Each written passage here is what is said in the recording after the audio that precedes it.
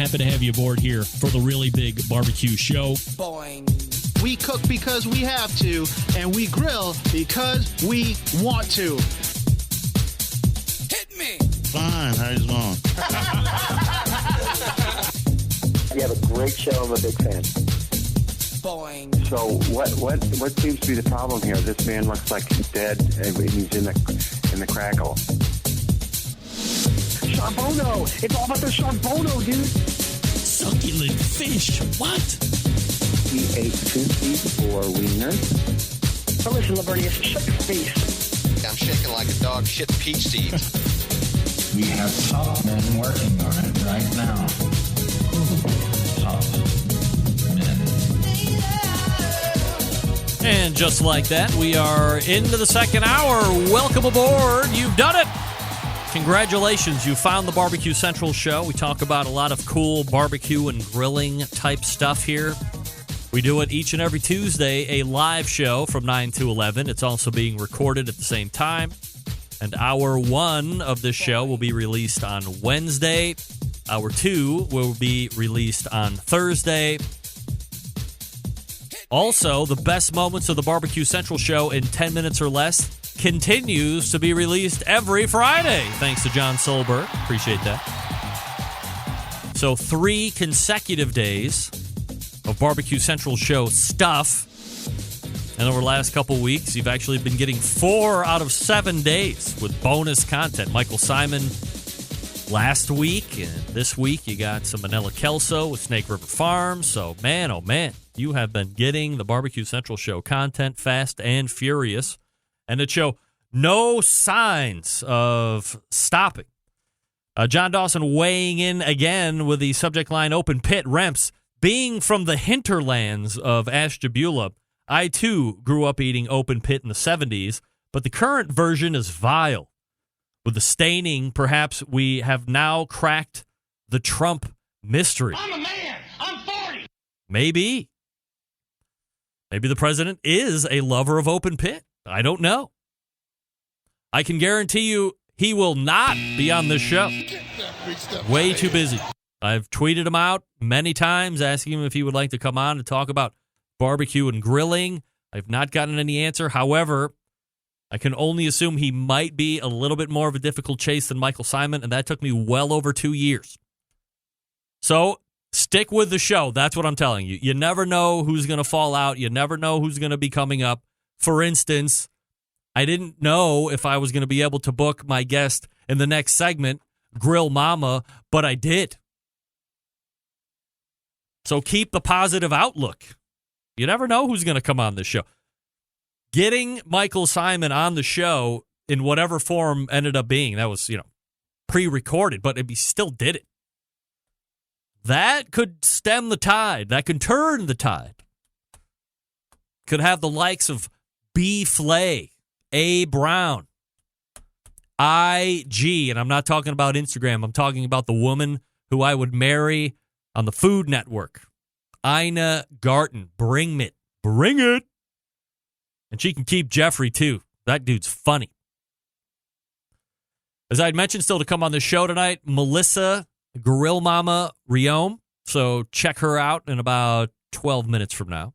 Don't forget to follow me socially on these media platforms at BBQ Central Show on Instagram. That's at BBQ Central Show. You can also follow me at the same handle on Twitter, Facebook. Just drop in the website, and then at the end, /BBQ Central Show, and then give my page a like. Also, in the news button feature, make sure that you show the BBQ Central to show in your feed first. There's a setting there if you mess around with it. You can show all of the stuff. Anytime I dump something new into my Facebook and you mark it as show first, it will show right at the top of your feed, so you'll be kept alert on all breaking news and posts, hot takes, all that crap right there in your news feed. Also, don't forget that I am doing a weekly in-studio appearance locally here in Cleveland on the John Cupo Show. The radio station is actually based in Willoughby, Ohio, so if you have any type of direction or locality recognition here in the great North Coast. That's where it is, just on the outskirts of Willoughby, really. But it's a small little station.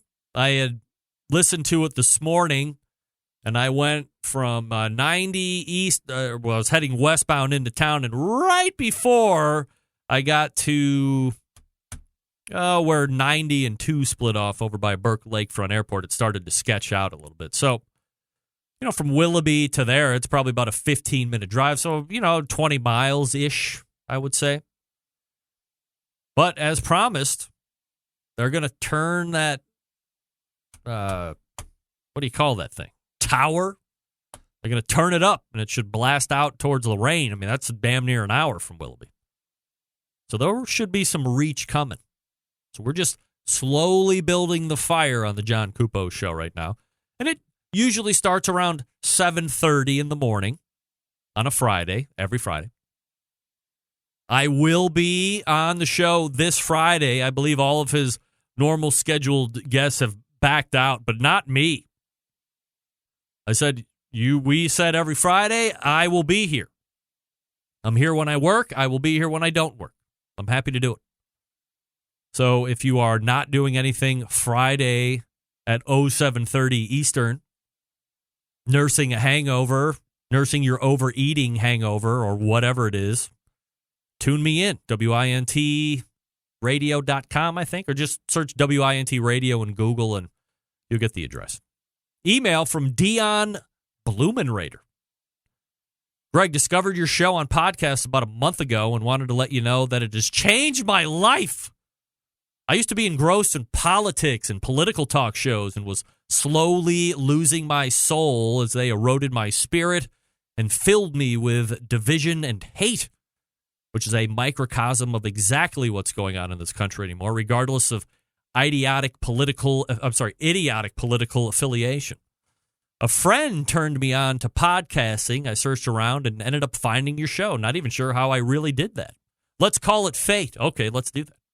I've thoroughly enjoyed every second of it, and I listen to it every single day, and I'm doing it through the archives. I have a lot of catching up to do, but I'm more than willing and up for the task. Your show is very unique, extremely professionally done, which makes it easy to listen to and contains so much information that I can use and has made me a listener for life. I don't know what motivates you to put the work into the show that you do, but I am very appreciative that you do it. Keep up the great work and keep raising the bar on barbecue podcasts as you are already doing. I also wanted to let you know I just ordered a Gorilla Grill Silverback series yesterday, and your show was pivotal in my decision because of all the information you offered and the interview you did with them. I'll back out of this email for a second. I did that interview at National Barbecue, Barbecue 2018. Mark and Shane were at the conference, and we brought them in and had a little powwow with them. That's what he's talking about. You offered, let me back into that email now, Silverback series yesterday, and your show was pivotal in my decision because of all the information you offered and the interview you did with them. Honestly, wouldn't have known about them out here in South Dakota had it not been for your show. I compete with a friend of mine at mostly backyard stuff up here, and we use a offset reverse flow stick burner, and I use a Hunsaker drum. And we'll now look forward to adding this gorilla to the fleet. We are Big Hoss Barbecue, and we have a Facebook page. Thanks again for all you do, Greg, and War Great Barbecue Podcasts. Hope I use that right, as I used to be an avid Jim Rome listener until our radio station dropped it. What? Get that big stuff out of here. Radio station dropped Reome. Oh, my Lord. Luckily, you can listen online at cbsradio.com. If you have the ability to stream audio. I'm assuming you do, Dion. Grateful listener, Dion Blumenrader, Big Hoss Barbecue. Dion, thank you, sir. What a well-crafted email. Thank you so much. Appreciate your appreciation for the show, the content that it is providing, the guests that we are bringing on, the topics that we are covering. And by we, I mean me. And the core group, the embedded correspondents, and John Solberg, who I guess technically is an embedded correspondent. He's in the bullpen ready to go when anybody else backs out or has other pressing issues. But he is in the circle of confidence. Also, Stover Harger III, SH3, as we call him today. So we're happy to bring this content to you. I'm more than happy to put in this work during my free time outside of normal daytime business hours.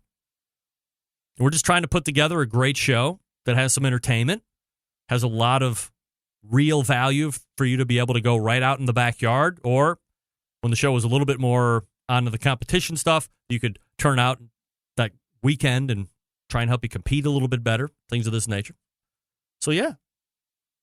Very happy that you're interested in the show and that you're listening, Dion. Hope you have a great Thanksgiving. All right, we got Melissa Reome coming up, GrillMomma. Lots to talk to her about. Can't wait. In the meantime, I'm going to quickly talk to you about Green Mountain Grills. These are really some of the best pellet cookers out there on the market. 3 different ones to choose from. If you are somebody that's really on the move, but you want that pellet-fired taste, the Davy Crockett is the one that you really have to look at. And you can actually cook quite a bit of food in this portable unit. If you don't have access to a traditional power outlet, don't worry, because you can also use the 12-volt adapter that's in your car, truck, van, and SUV.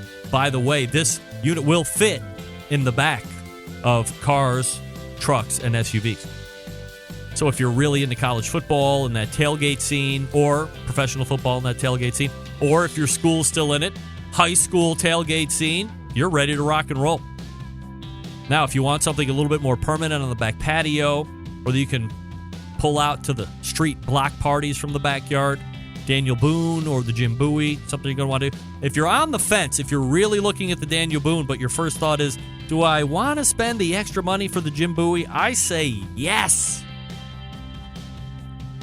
You're never going to regret spending a couple $100 extra and getting the bigger one. You will always regret saving what will be in your mind at that point as just a couple $100 and not having the room that you want. Or always looking at it going, I should have got the big. Don't live with remorse. Don't live with regret. Spend a couple extra $100 if you're on the fence and get the bigger one. Or get them both. You know you're going to use them. Here's the great thing. Either the Daniel Boone or the Jim Bowie can be converted into that high-heat pizza oven with the Green Mountain Grill pizza oven insert. So you just rip the guts out of either one of those cookers, you drop in the pizza insert, and then you're off and running. If you don't feel like doing dough today, do you have a great market where you can buy really big pitas? I do. I go downtown, go to Aladdin's Bakery, get really extra large pitas, put the sauce, put the toppings on. Man, they cook up great. I run my cooker at 320 degrees. That's about 640 degrees or so in the oven. On the stone, makes perfect pizzas for me. You do it how you like, but for $130, it's almost part and parcel. You get the Jim Bowie, or you get the Daniel Boone, you have to get the pizza oven insert. All right, GrillMomma coming up out of the break. Stick around, we'll be right back.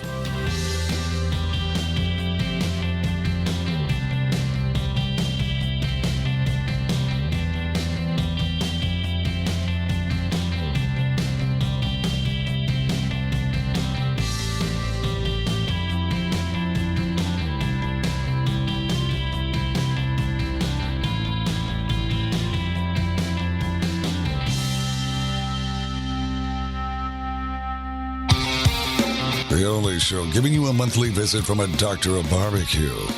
A man actually named Meathead. The author of a barbecue Bible. Bloggers, reviewers, competitors, and manufacturers by the dozens. It's the BBQ Central Show. Once again, here's your host, Greg Rempe. All right, welcome back. This portion of the show being brought to you by Smithfield. That's right. You looking to be a committed cook this year? Well, head on over to SmokingWithSmithfield.com and sign up for the Committed Cooks program. That's right. You got 500 spots. It's like $25 to sign up. That basically covers the shipping. You get like a couple $100 worth of really cool Smithfield swag. So come on. You got to go out, Be a committed cook. Don't forget, they also track first place in ribs, first place in pork, so you can get some extra swag there as well. Just appreciate the support from the good folks over at Smithfield. Absolutely, and they'll be continuing on in 2019 as well. All right, my guest in the second hour is quite the go-getter, full-time day job, full-time parent, and full-time Instagrammer to top it all off. If you are on Instagram following good barbecue and grilling stuff, I bet you're already following my next guest. Her handle is @GrillMomma. She is catering each and every day to her 85,000-plus followers with great content. So we race to the hotline and welcome first-timer to the show, Melissa Reome. Melissa, how are you? Hey, Greg. How you doing, honey? I'm doing absolutely fabulous. Appreciate you making time for the show tonight. And lots of different places that we can start. Typically, I do like background and stuff first, but I think we'll actually roll that back until the next segment. And let's hit the impending Thanksgiving holiday. So I've asked both of my guests in the first hour what their childhood recollections were of Thanksgiving and what it was like for you growing up and all that. So give us some of your high-level thoughts and what do you remember coming up as a kid in Thanksgiving?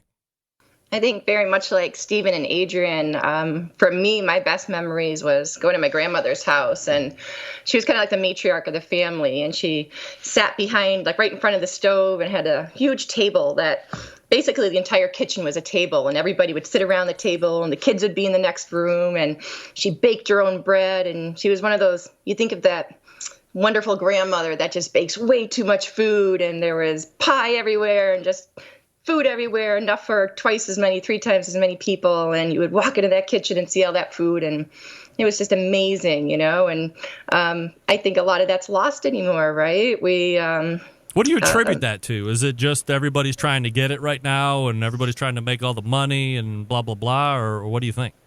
You know, for myself, like you said before, you know, I work full time. My husband works full time. And I think a lot of people are burning the candle at both ends anymore. Myself, you know, I'm working Thanksgiving, which is tough, right? My family lives in Scranton, Pennsylvania. My other family, Syracuse, New York. And then, you know, further south than that. So the reality of being in the medical profession is, you know, you have to be there for your patients. They're first. And then sadly, your family's second sometime. But at least it's shorter hours on the holiday. So I could still get home and cook something, but I can't make as big as a feast as I usually like to. So do you think 30 years ago, like all this extended family was just way more close to each other than we are now? Yeah, I feel like it's different times. Yeah. You know, I can't speak for when my grandmother was younger, but I know my mother had many siblings, so there was always this huge family, and there were always people coming and going out, through that door. Even if it wasn't family, it was your friends that were also your family. And now, when I can't see my actual family on the holidays, I'm walking up the street with a ham to the neighbor's house, because they are your family too.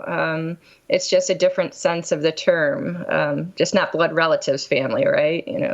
Your friends are important as well, and sometimes you kind of make them your family when you can't actually see your own family. Melissa Reome joining me here on the show at GrillMomma on Instagram. So, as you had mentioned, you're going to be kind of working on Thanksgiving, so that's going to stifle maybe some of the grandiose plans, but right. What kind of Thanksgiving, if it wasn't a year that you would be working, Right. What kind of a traditional Thanksgiving do you do? Or perhaps do you like to skew it the other way and not be traditional? I am pretty traditional. I'm all about, I have to say the turkey isn't my favorite part of the whole meal. I'm all about the stuffing. Like, I will go through all this trouble to make sure the turkey's spectacular for everybody else, but stuffing's my jam.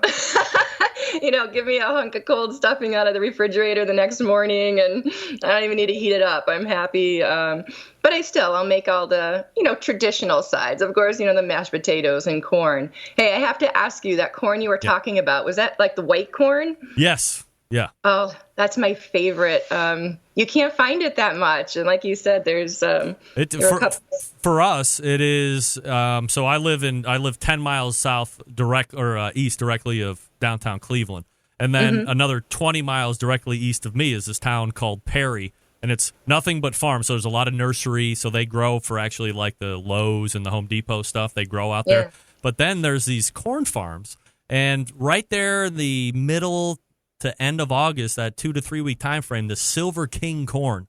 It's like, Jesus drops it out of the sky onto the stalk, and it is just, and everybody shows up. It's a ghost town 11 months out of the year, but for that 1 month, everybody is showing up, and they are buying. It's not like you buy 6 ears. You're buying 6 dozen at a time because that could be the last time you get it, and it is a magical piece of corn, I can tell you that. Oh, I'm jealous. There's a place called Kundla's Bar. I grew up in Pennsylvania, Scranton, Pennsylvania, but there's a place called Kundla's Barbecue Pit. And it's a big outdoor open fire barbecue pit where they do ribs and chicken. It's amazing. But they always have that white corn. And it's honestly my favorite part of the whole thing. And you could buy bags of it. And it's not like you can go and buy, huge amounts like that. But, oh, my God, I love it. Like, I wish I had something like that where I could do that here. But anyway, so, the corn and mashed potatoes and stuffing, and I'm a Brussels sprout girl. Pancetta, bacon, maybe some carrots with dill and butter, and but very traditional for me. Give me the basics. I used to go above and beyond and make way too much food. But what happens when you're the cook in the kitchen? You get stressed out. You sit there and look at this huge table of food, and half the time, most of it's left over, right? Right. So kind of like, everybody, what's your favorites? What do you want? What can't you live without? And then I'll make some extra things as well. I'm trying to make some homemade pies, even though I'm working. Like tonight, I'm going to get my turkey started and dry brining that. So I work all day tomorrow, so I can't prep tomorrow. That way, when I get home from work, or even before I go to work, I'll start doing some stuff on Thanksgiving and then finish it when I get home. So what's your favorite way to do turkey? Traditionally, I'm a wet brine girl, and I won't spatchcock it, but I'm actually going to, because of my short kind of time schedule this year, I'm actually going to spatchcock it and dry brine it, which I've never actually dry brined a bird before, or not a turkey at least. So we're going to do something different. Why not? I just cooked a turkey a couple of days ago and wet brined it, so I just have a lot of turkey going on lately. Would it give you extra confidence to know that Meathead actually, from AmazingRibs.com, does only recommend dry brining and spatchcocking? Well, for me, I like to experiment and do different things. I know the issue with wet brining is that it's not penetrating into the meat. But for me, when I'm wet brining, all that good stuff and the drippings that I'm using to make gravy out of, it is picking up some of that flavor from the brine that is, coming off of that turkey. So when people talk about the negative about wet brining, they're often like, that's it. It doesn't get in the meat. You just get the salt. What's the point? Just dry brine it. But for me, that's adding extra layers of flavor to my gravy and everything. So I get it. It's messier. It's more time consuming. It's probably easier to dry brine. But, for me, either way, I don't care. I have a briner bucket. It's not like I have some big cooler where I'm, taking up a ton of space. It's not a project to boil some stuff on the stove and make a wet brine. And it smells fabulous. So for me, it's not a big deal. For some people who may think that's a lot of work, the hell with it. Don't bother. Go ahead and dry brine your bird. But, when you're on a time schedule, then, hey, this is great too. So I'm team either way. Do what the heck you want, Why not? Do you have a method of if you've left the turkey in the freezer too long and, it's not too big where you might not be able to frost? Do you have like a favorite quick defrost method? First of all, don't be that person. Second of all, anybody watching this, don't be that person. But no, you can just throw it for anybody who is listening and hasn't had their turkey defrosting. You could just throw it. You have to make sure it's covered with cold water first. So whether it's a cooler, a bucket, fill the cooler up, throw that frozen bird in there. And the thought is that you need to replace that water like every 30 minutes to keep it cold because you don't want it to be in the danger zone and growing bacteria and everything. So I believe they say it's about 30 minutes per pound of turkey. So if you have a 12-pound turkey, you're looking at 6 hours. Now, of course, that means changing the water every 30 minutes for 6 hours. So Ideally, if it's today and you realize that you didn't defrost it, yeah, you could get that done tomorrow if you didn't have to be work or after work. So it is possible to do so. I wouldn't want to do it with a giant bird and be babysitting it for 10 hours to defrost it. But for anybody who's at that point today, yeah, it's feasible. You could do it. Absolutely. What's your target finish temp on turkey? I pull it around 160 because you're going to get that carryover. So a lot of people look at the recommendations and they go, 165 deep in the breast. And of course, the dark meat's going to be higher. But what do these people do a lot of people read recipes and it's in black and white to them, right? But people who cook know, okay, it's not necessarily like that. You have to, accommodate for carryover temperature. So I'll usually pull it around 160 and then I'll just loosely tent foil over it. By the time it actually carries over, I let it sit for a good half an hour, with the foil tented over it, and it'll carry to 165. So you pull it at 165, it goes to 170 or higher, then you're kind of getting to the area where, hope you have enough gravy. Still going to be good. Yeah, right. From a dark meat, white meat, do you have a preference, or do you pretty much eat any of the turkey regardless? I am team both. However, give me the turkey leg, but give me white meat off the breast too. But I don't want the thighs. So I will do both. And I'm the only person in my family who will eat the legs. So really? They're all mine. But I'll have some, if I'm mixing some turkey in with some mashed potatoes and gravy, I want the white meat. If I'm just sitting there going all carnivore, I want my turkey leg. So what's your gravy recipe? I know a lot of people like to use drippings, and some people let them, like if they're cooking on a grill, they don't put a pan underneath, or they haven't given it enough thought to put a catch underneath it. So what's your process in that? I'm not somebody who, I will grill my bird, but I will not smoke my bird beyond the flavor that I'm getting off of the charcoal. So, a lot of people will throw extra hickory or pecan or whatever it may be, apple in there with their turkey. And I don't want smoky flavor in my gravy. So for me, I don't do that. I'll get the drippings. I'll usually keep some turkey stock on hand. In an ideal world, if I'm not so busy with work and everything, it would be great to roast some turkey bones with some, celery and onion and herbs and everything, and then make stock out of that. But let's face it, sometimes, we're in a pinch, we're busy with our lives, and we need to do it. So I'll always, boil all the gizzards and, all of that stuff, kind of use that, plus some turkey stock, use aromatics, and the drippings that I get off the turkey after I strain all that off and everything as well. So let's talk about 2018 and what you saw as a food trend either emerge and take over the world or one that started out hot and kind of petered off. Or give me one of each. Adrian Miller said he thought that it was the rise and fall of the pork belly. What do you think? I think pork belly isn't necessarily gone. And it depends if you're talking about pork belly burnt ends, that is just kind of like blown up all over the place. But for me, my favorite is like crispy pork belly. And a lot of people get intimidated by doing it because they either, don't get that crackle. And for me, that's a lot of fun, and there's a lot of gratification of knowing you did it and you did it well. Anybody can make pork belly burnt ends. That's, easy. You just smoke them, throw them in some stuff. And that was very much like a fad, a better fad than beer can chicken. Agreed. But for me, it depends what we're talking about pork belly. I wouldn't say, the whole crispy pork belly, that's been something that's been around for a long time and not necessarily a fad, but I think the pork belly burnt ends are getting to that point where it's just like, okay, we've seen it, we've done it.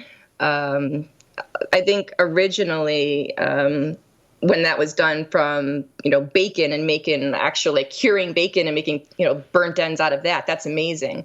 But that's not what the majority of people do, right? They just cube up pork belly, smoke it, throw some sauce in there, get it all tender and everything, render that fat down.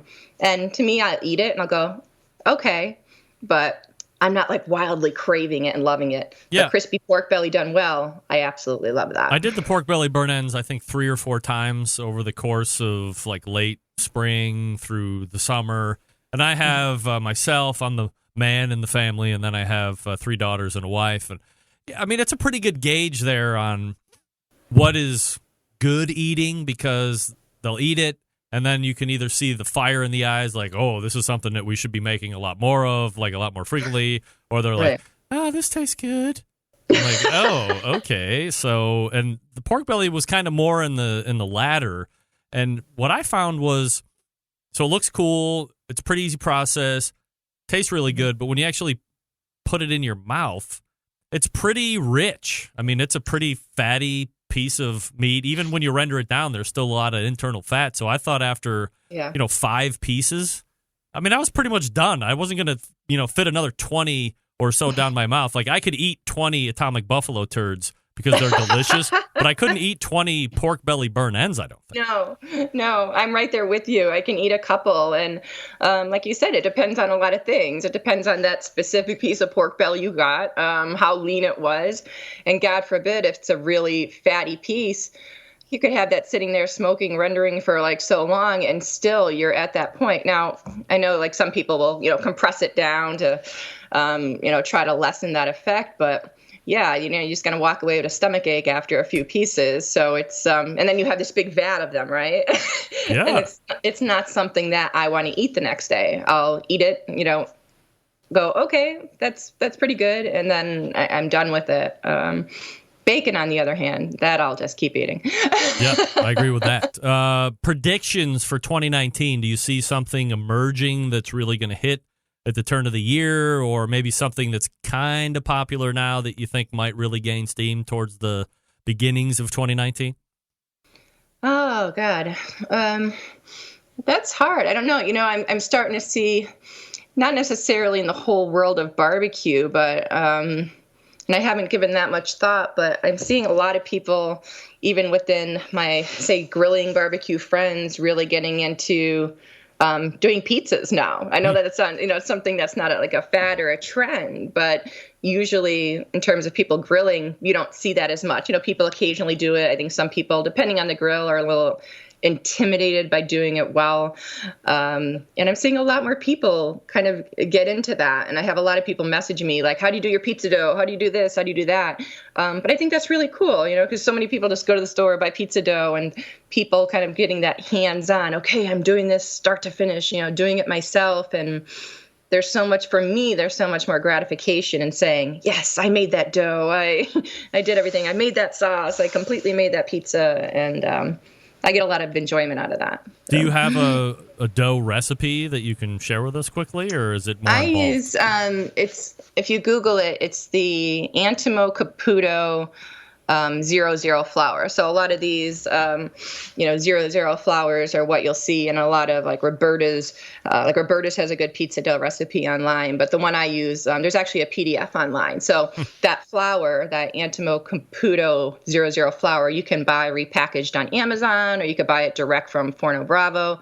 And if anybody watching this wants the recipe, just send me a message or drop me an email, and I could just send you the file too. But it's not hard. I mean, you can do it by hand. I do it in a KitchenAid mixer, and then just finish it by hand and roll it all out. And it's not that hard, a couple hours, and you have a whole bunch of dough. You can freeze it if you want to use on another day.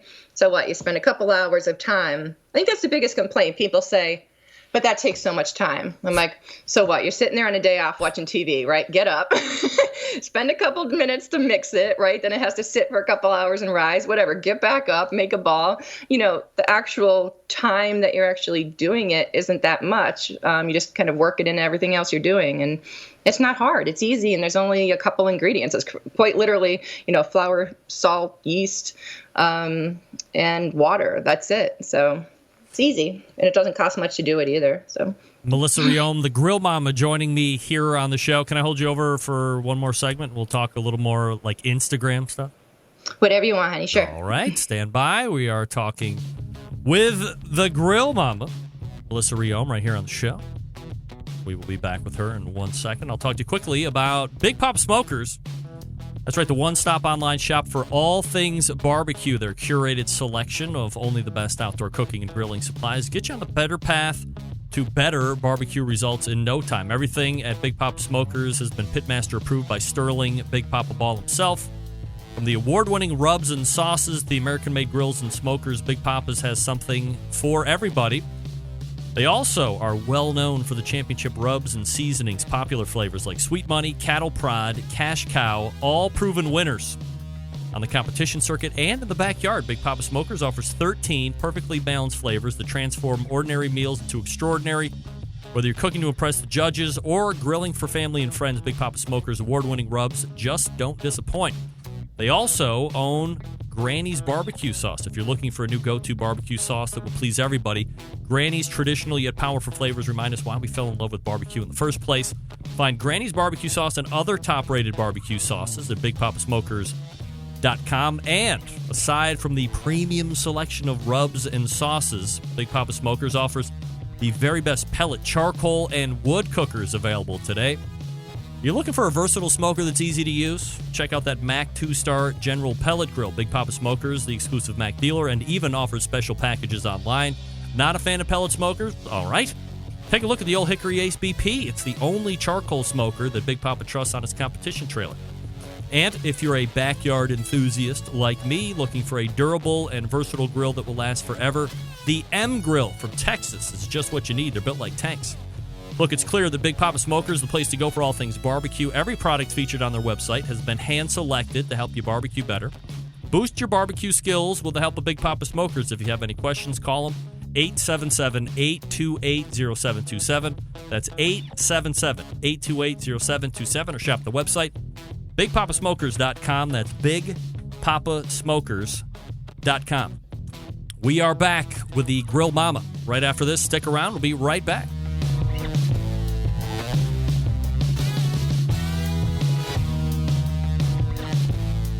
Continuing to produce incredibly mediocre content in an exceptionally professional way.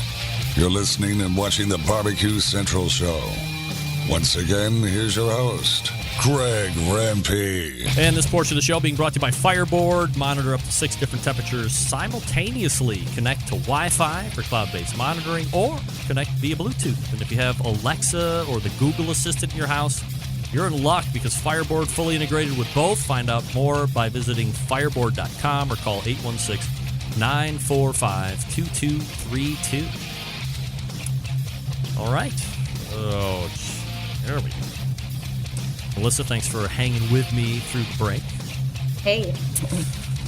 So let's talk a little bit about your background and how you took whatever your food interest was and then found some type of a, pardon the pun, spark for live fire cook.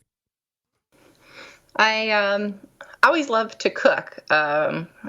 Most people that know me well, ever since I could reach a stove and cook with my mom, I was always in the kitchen cooking. So it wasn't something, poof, I just decided I wanted to cook when I was older.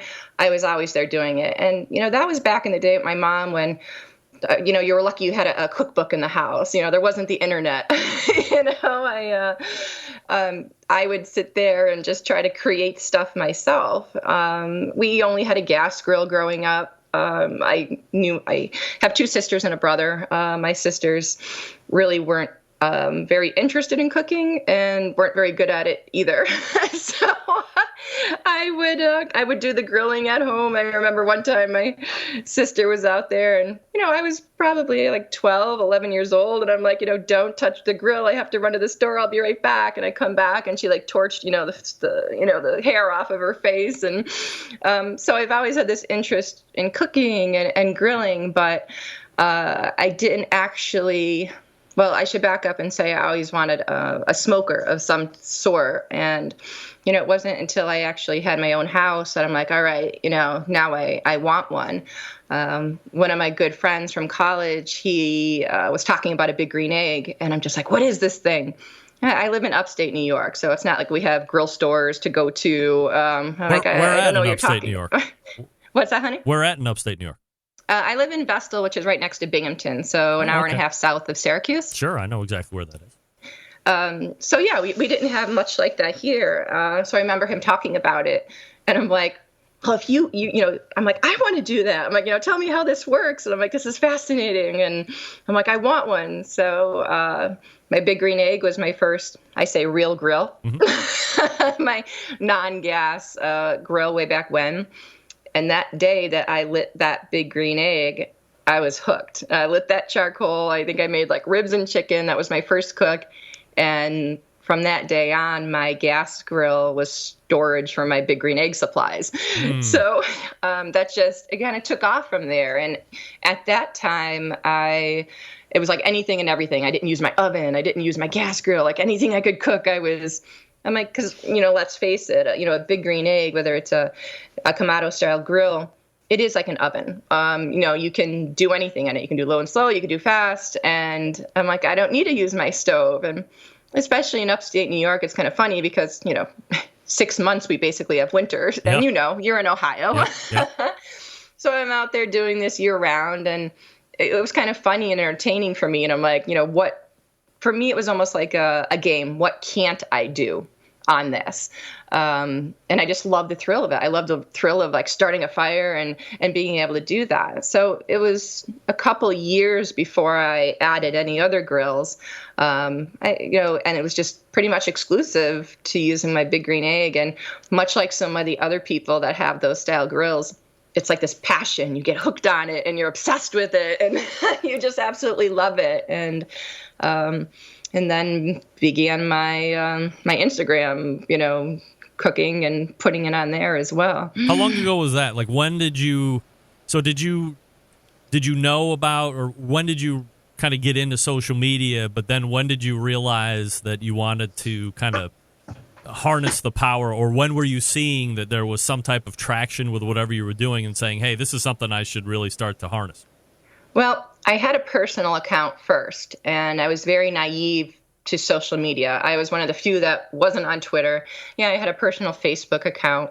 So it was me grilling stuff, showing it on my Big Green Egg, and then, pictures of my animals and my family and stuff. And it was kind of interesting because you would have food accounts that would follow you or companies that would follow you. And then it got kind of weird because for me, it was like pictures of birds and then pictures of barbecue. And like then the onslaught of vegan attacks because I have birds, but yet I'm making a chicken and everything, which is ridiculous. But anybody in the barbecue world, at least on social media, has probably been, subject to the vegan attacks.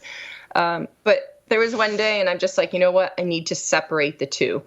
I want to have an account where I could just basically follow other food accounts. And let's face it, on social media, a lot of us follow people that maybe necessarily, whether it's family or certain friends, you don't want to see their pictures. And, we don't want to admit that all the time. But I think it's true for a lot of people. So I wanted to create an account that was just my food, no pictures of my animals, no pictures of my family, just that, and go from there. And I was sitting in a restaurant one day and, decided to do it and created the account, sitting there having lunch by myself, and it took off. And it's a hell of a learning experience for anybody who's been there. And, a couple of years on Instagram, it was a much different beast. It took off really fast. I was naive. I didn't know anything that, people did stuff for companies. To me, it was just posting pictures. I didn't know there was this whole other world of marketing and, influencers or that whole other side of it. So when, that first time a company reaches out to you and says, hey, we want to send you our rubs or whatever it may be, you're like, wait, why do you want to send me this? And you're so naive at that point where, at least I was, a couple years ago, I'm like, oh, that's cool. They like what I do. But you don't realize necessarily they want it to do it for your exposure, right? Right. It's not really free per se. And so the whole thing, this has been a couple years now, and an unbelievable learning experience. Like I said, Instagram, as you know, is a much different beast than it was a few years ago. And it was much easier to grow a lot quicker. I would use products and if I liked them, I would absolutely say, yeah, that's what I use. Because the reality is I would post something and somebody go, oh, well, what is that on there? Or what kind of grill is that? Or, it wasn't, I bought my big green egg. It wasn't like they gave it to me. Right. And for me, it was being part of a community, right? You have all these other eggheads that are doing it. Hey, like, look at my pictures, or you hashtag, you see other people that are doing that as well. And you're learning from them, right? I was not, I'm a self-taught cook. I have no formal training. So me sitting there lighting that fire on my big green egg, if you have some kind of cooking background to begin with, and I always love to cook, then it's just learning the principles of how the grill works. And you can translate all of that and do the same thing. So some people would say, oh, that's crazy that you can do all that in such a short period of time. But if you always love to cook and have that background, no, it just might be learning certain techniques, doing brisket, whatever it may be, because things like that, obviously, I hadn't cooked before. But no, it just kind of spiraled, and I never expected it. And it's still shocking to this day. I'm sitting here talking to you when 3 years ago, I would just kind of be sitting on the couch doing whatever I'm doing, making dinner or whatever it may be, So it's kind of fascinating that I knew social media, and I knew that I should have been, I was an early adopter of Twitter, but I really never got into it and didn't do it all the time. So there was probably a pretty big gap of time, literally years, where if I would have really got after it when I started, I probably could have, 25 or 50 or more thousand followers instead of the, 9,000 that I have. And then likewise with Instagram, I want to get to, there's magic numbers now. You got to get to 10,000 followers in order to be able to send links off into your stories and send them to different places. And it seems like an abominable task to go from where I'm at 3,500 to another 6,500. I have no idea how that's going to happen other than just time and effort and hard work, which is the only principles I've ever employed doing this show or doing anything else that I've ever done, day job or otherwise. And there seems to be an idea that you can get an account, you can take other people's photos that are really sexy just by going to Google and throwing them up there, and then way down in the description, you can put a little camera icon and say, photo credit GrillMomma. And then it's like you're burying the lead. But I see a whole bunch of accounts that are gaining hundreds of followers a day.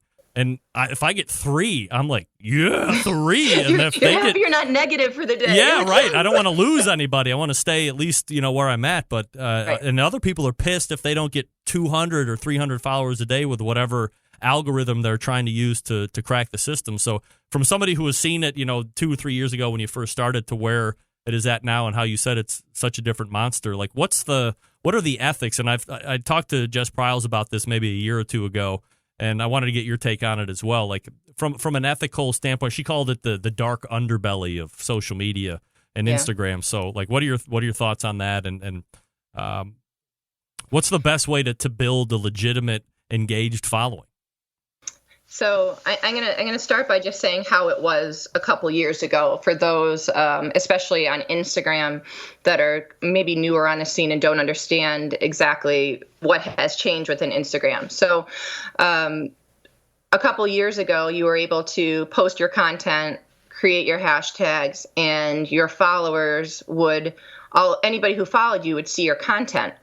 And now it's a whole different thing. They talk about this algorithm where Instagram decides, and the algorithm is like this magical place. Like, I don't want to say magical because it really has a negative connotation to a lot of people, but we don't know how Instagram now decides which of your followers sees your content. So sure, I might have over 80,000 followers, but I'm lucky that 10% of the people who follow my account even see my content. And I did a post a couple days ago, maybe 5 days ago, and it was talking about how you were saying that, Jess was saying the dark underbelly of Instagram. Yep. You have these accounts that are repost accounts, and it really makes me ill because you have these big accounts, and I'm not here to name names, but people on Instagram or social media, most people know who they are, where these people take your content without your permission, repost it on their page. And like you said, Greg, they write a caption that's like this long. And then at the very, very bottom, they'll put, a picture, by whoever, GrillMomma, whoever it is. And the reality is most people that are on Instagram, they're just scrolling through their phone and they see the first sentence or two, so many characters, and they never even see that. And there's these repost people that are actually teaching classes now and charging people a small fortune of money to teach them how to take your content, your picture. So I sat there, bought that food, cooked that food, created that picture, worked my butt off to make sure it looked nice for my account. And these people just come and cherry pick the best pictures off of Instagram, put them on their page, bury the credit. And what happens? People think that's their content. And they created that. And so they have the very best of the best pictures, and their account following goes crazy. You see these people, 500, 600, 700,000 followers. I just saw on Instagram today where another person did a podcast with somebody, and it was a reposter. And I was going to keep my mouth shut, but I know this gentleman. I met him before. And I sent him a message, and he was saying, oh, how great the podcast was and everything. And I said, well, I just sent up a private message and said, hey, I said, it just really sucks that you took somebody who earned all of those followers by stealing everybody's pictures. And, it's not just, these people are profiting off of our content. Like there's some of these big reposter accounts are making 6 figures plus. And why? They only, have this popularity because they took everybody's pictures, and to teach classes and charge people. And, they think it's laughable when people say, well, shouldn't you ask permission to the original content creator, like these people that take these classes? Because I know people who have, and it's almost a laughable situation. They're like, why would you do that?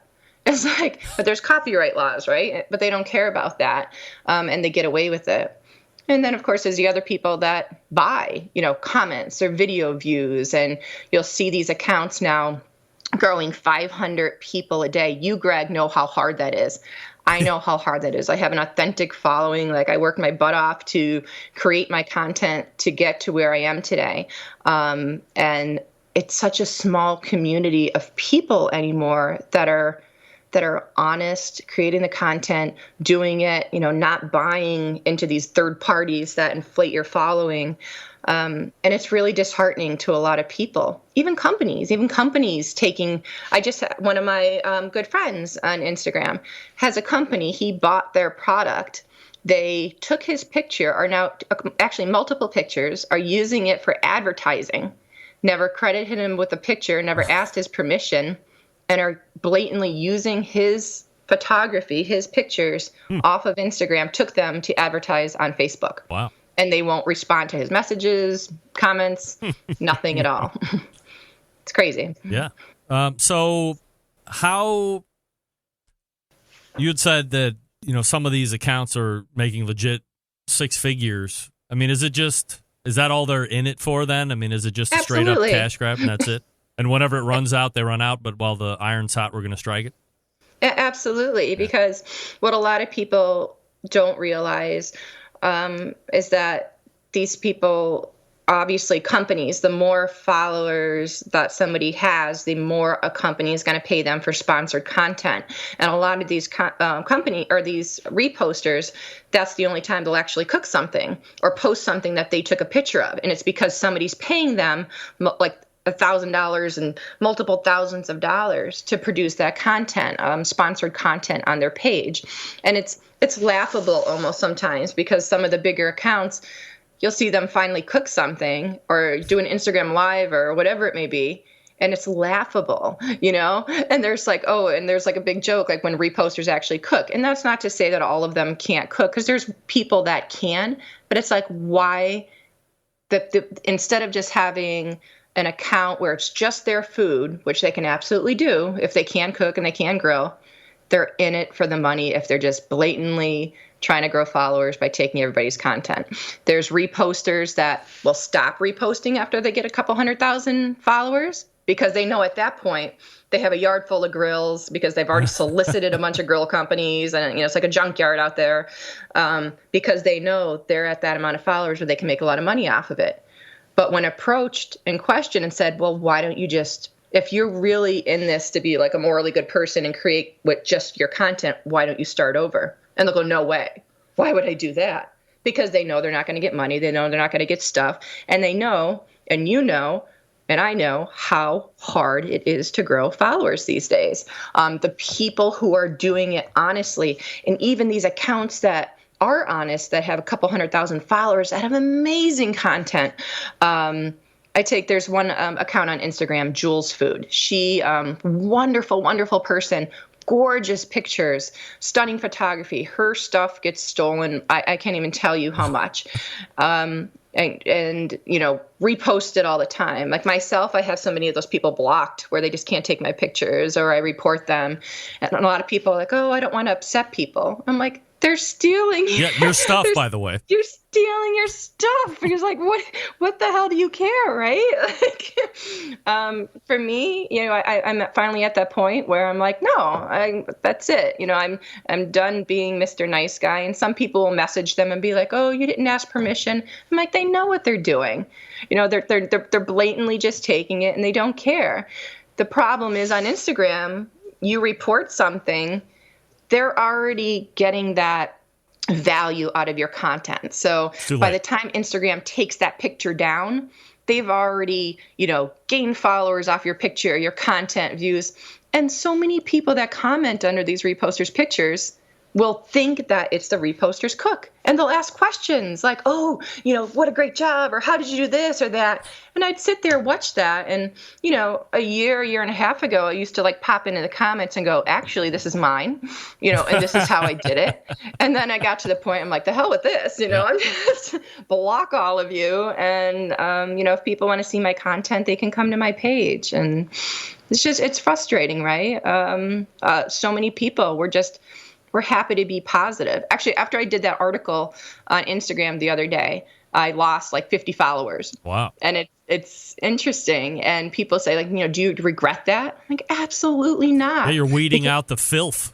Well, that's exactly it, Greg. And I had so many amazing messages after that because a lot of people had no idea what these people were doing. The person who did that podcast, and I messaged them and I said, that's a shame that you had somebody on and you're and they're like, wait, what? They're a repost account? I'm like, how do you have somebody on your podcast and you didn't even read their you didn't look at their account to see that 8% of the content isn't even theirs? Yeah. They're like, oh, I wish I knew that before I had them on. It's like, oh my God. Yeah, it's called prep work. Yeah, well, exactly. And I just kind of shook my head. I'm like, I said, well, now you see exactly what I'm talking about. Like if you read, what I wrote in that post that one day, it was really eye-opening to a lot of people, and especially people with smaller accounts, right? Yeah. The people with the larger accounts are often the targets of the reposters, and they see that happen to them all the time. So it was, I'm happy I did it. And a lot of people are like, thank you for bringing this to our attention. They honestly, had no idea. And it's about protecting. It's like doing a painting and somebody going, well, here, I'm going to swipe that painting you just did and sell it for a couple $1 million, but you don't get shit, I'm like, no, I don't fly with that anymore. So when you are legitimately at your following and you've put in the work and now you have companies approaching you, whether they're offering you some money for sponsored post or some products or whatever, since you want to maintain that validity and that authenticity, that's not a word, the authenticity of your whole account. How do you go about picking who you're going to partner with, or what are you taking into consideration in order? Because, that's a big deal, right? You've talked about, for the last number of minutes on how important it is to stay away from this or not do this. Right. The last thing you want to do is then look like a shill, right? Exactly. There's a couple different type of people in social media. There are people that will take everything and anything that somebody offers them.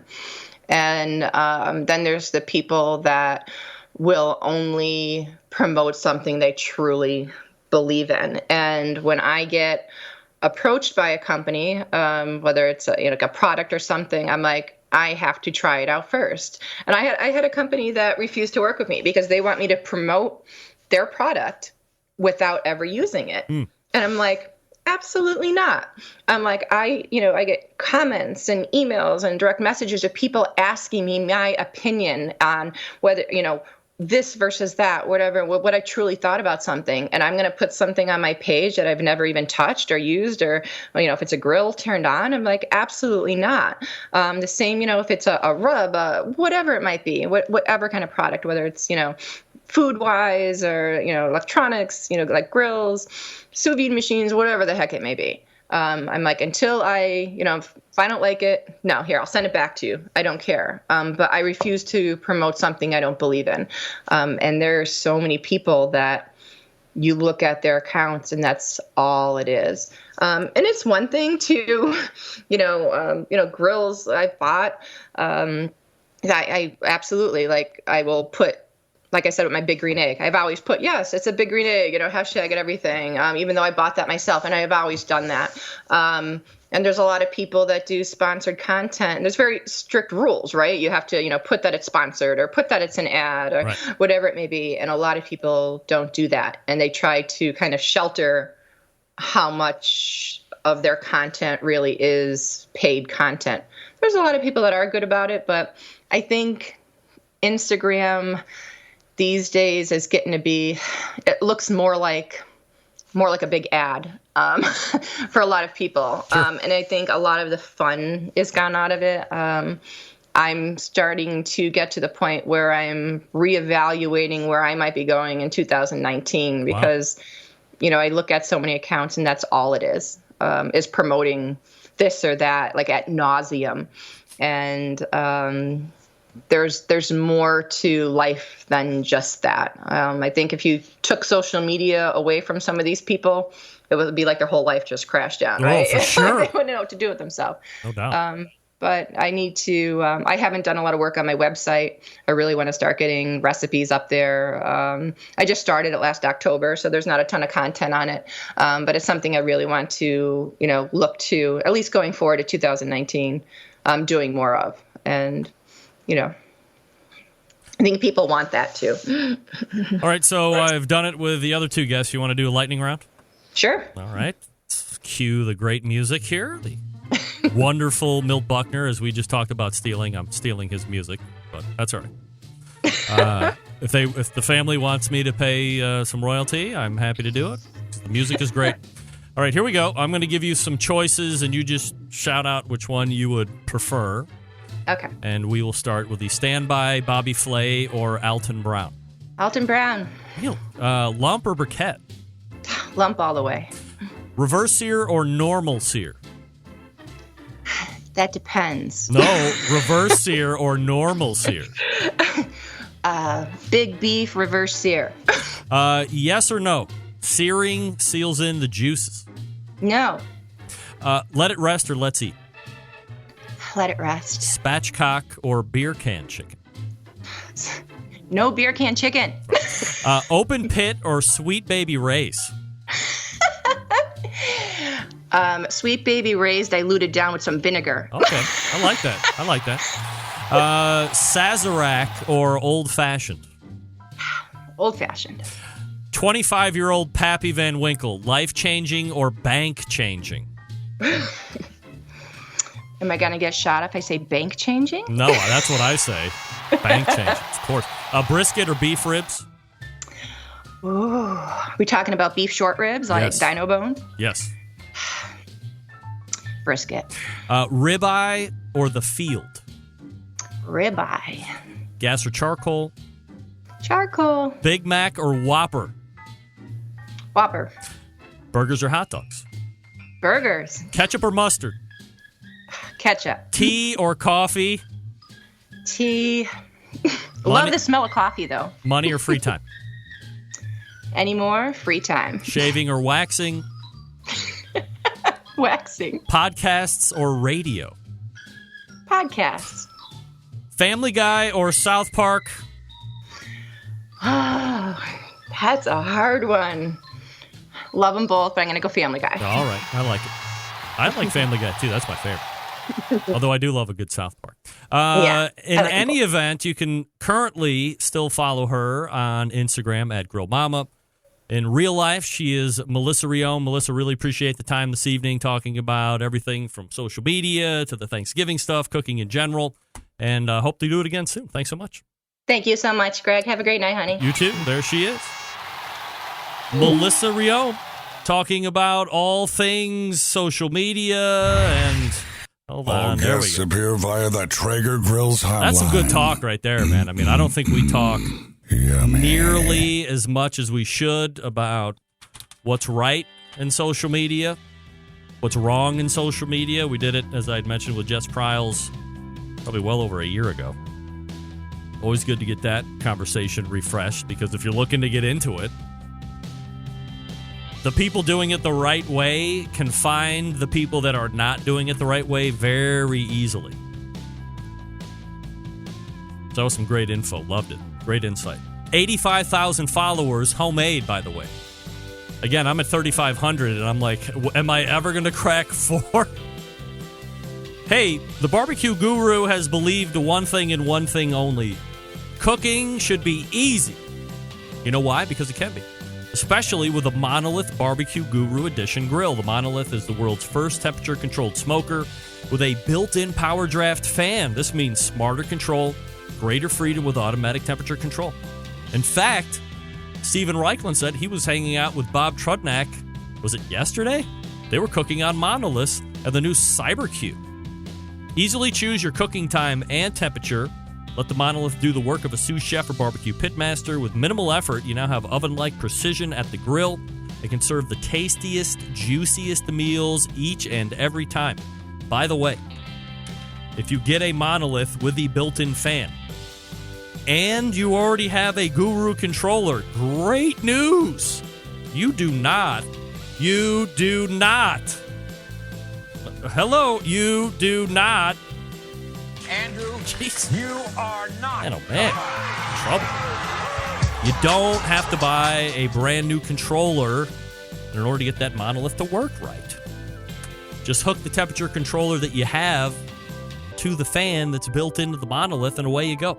Have any questions? You call them 800-288-GURU. That's 800-288-GURU. Or you can visit the website, bbqguru.com. That's bbqguru.com. The Barbecue Guru continues to be a breakthrough in barbecue technology.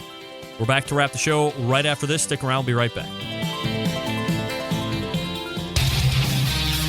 Whole packers, full racks, legs and thighs, injecting butts. If you've never heard this before, you might think you found the best XXX show ever. Let's get back to the most homoerotic host out there today, Greg Rempe. It's the living in hypocrisy that excites me the most. Don't steal anything. Don't do this. Don't do that. We're going to play the lightning round, and I'm just going to put up somebody else's music. What a loser I am. God, I'm so ashamed. Melissa, I'm sorry. Email from John Dawson. Subject line, social pimps. Rems, who knew that shilling with Rich was a pioneer in this industry? And no kidding, John. Whatever happened to shilling with Rich? Rich, hope you're doing mediocre, my friend. Mediocre at best. All right, let's go ahead and make tracks out of here all the way back in the first hour. Barbecue Hall of Famer Steven Reichlin was in talking about turkey methods, what he's going to be doing on Thursday, side dishes, Pimp the Brisket Chronicles indirectly. We also talked about Thanksgiving in his childhood and some of the great gifts that one might be considering giving. He has some on his website, barbecuebible.com. Then we talked with Adrian Miller, the soul food scholar, adrianemiller.com, his website. And we talked about some of the different styles of turkeys that he has seen through his travels. Also talked about soul food sides. We talked about chitlins and the Chitlin Festival. Was that in the Carolinas, Adrian? He also talked about lemon icebox cake, I think. Pie, lemon icebox pie. Don't forget to send me that recipe.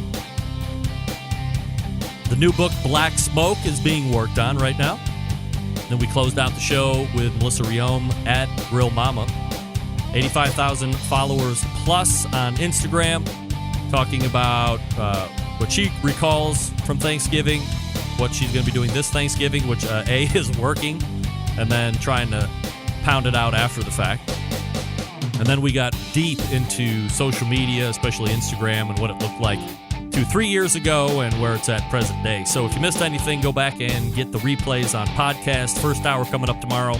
Melissa will be up on Thursday, and then the best of show will be on Friday. Big show planned for you next week, as always. September 11th, 2001. I will never forget. Till next Tuesday at 9 p.m. Eastern Standard Time. This is your program host and proud U.S. American Greg Rempe saying good night now.